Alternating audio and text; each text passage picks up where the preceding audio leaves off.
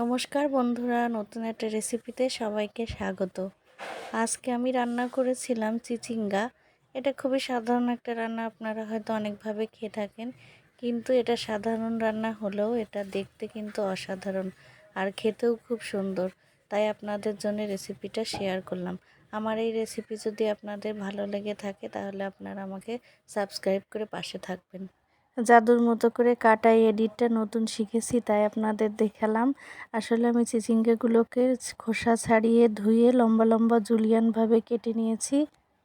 তারপরে একটা পাত্রে চিচিঙ্গাগুলো ডুবে যাবে এমন কিছুটা জল নিয়েছি, নিয়ে সামান্য একটু নুন দিয়ে জলটা হালকা ফোটার মতো গরম হলে তার ভিতরে চিচিঙ্গাগুলো দিয়ে দিয়েছি। চিচিঙ্গাগুলো দিয়ে আমি মিনিট দেড়েক মতো রেখেছি। সিদ্ধও না, ভাব না, ঠিক একটু রঙটা পরিবর্তন হয়ে যাবে আর এর হালকা যে গন্ধ আছে সেটা চলে যাবে, এমনভাবে আমি ওইটাকে একটু ভাপিয়ে নিয়েছি। তারপরে এখানে আমি নিয়েছি কিছুটা ছোট ছোট দেশি চিংড়ি আর দুটো পেঁয়াজ, একটু আদা, একটু রসুন আর কাঁচা ঝাল। এটা আমি ব্লেন্ডারে পেস্ট করে নিয়েছি। নিয়ে একটা পাত্রের ভিতরে এই পেস্টটা দিয়ে দিলাম। দিয়ে তার ভিতরে আমি দিয়ে দিলাম একটা টমেটো ছোট করে কুচি করে নিয়েছি, নিয়ে এর ভিতরে দিয়ে দিলাম।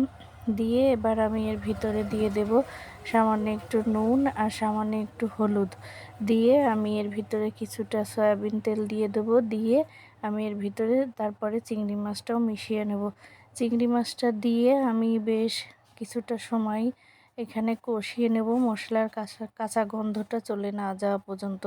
অল্প তাপে হালকাভাবে আমি এটা কষিয়ে নিয়েছি।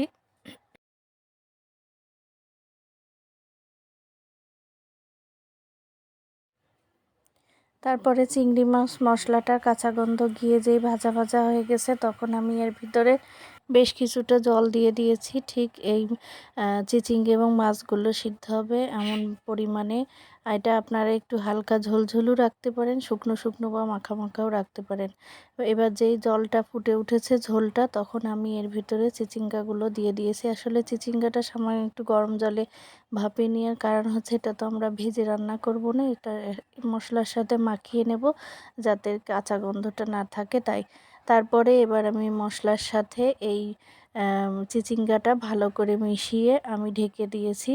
ঢেকে ঠিক আমি মিনিট 10 পর্যন্ত এটা ফুটতে দিয়েছি। ফুটে রান্না করেছি। মাছে 1-2 বার নেড়েও দিয়েছি যাতে ঝোলটা শুকিয়ে তলায় লেগে না যায়, কিন্তু ঝোলটা শুকায়নি। এই যে হালকা ঝোল ঝোল।